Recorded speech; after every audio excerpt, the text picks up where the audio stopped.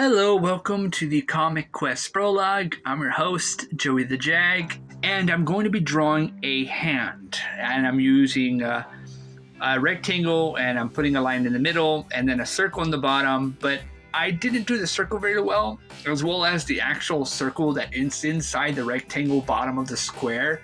It was supposed to actually be like a little bit more like width, like shorter, or shortening as you say it, and then I had a block in like the blocks where the fingers are gonna go in. But just a warning: the hands do not look the best. Okay, so I took a while to do the thumb, the index, the middle finger, the pointer finger, the pinky, all those fingers, right? And it starts off with blocks.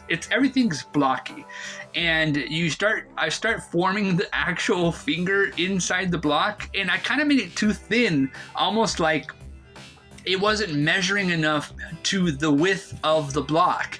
The point was to try and actually touch the block itself to create a form of the fingers, and even the bottom of it. Now I have to erase all the stuff over it. I started getting a little bit like frustrated at the idea that all the blocks were not forming properly.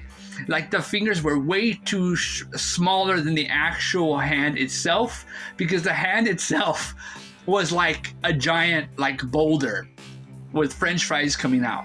But this was my first attempt at drawing hands, and I think I did okay, like for a kindergartner, I guess.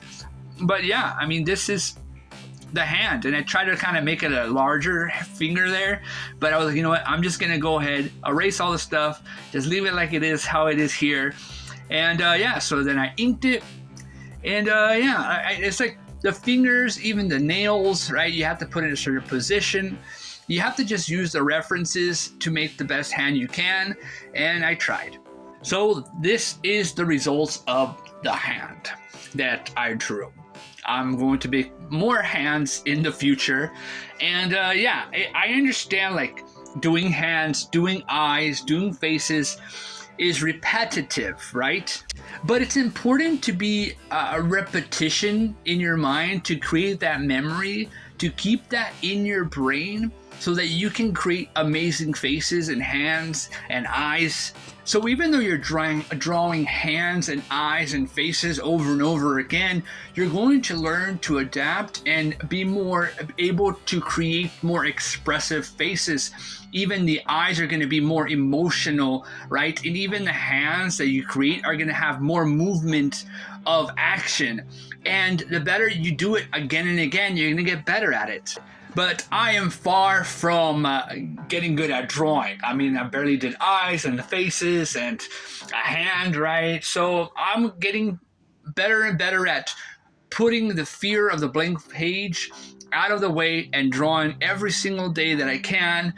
And eventually I will draw better hands, better eyes, better faces.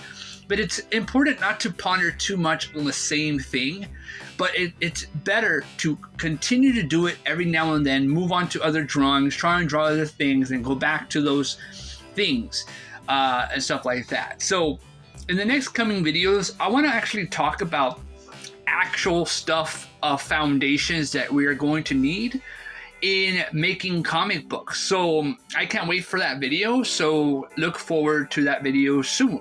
Okay, like, subscribe, share the video. See you later.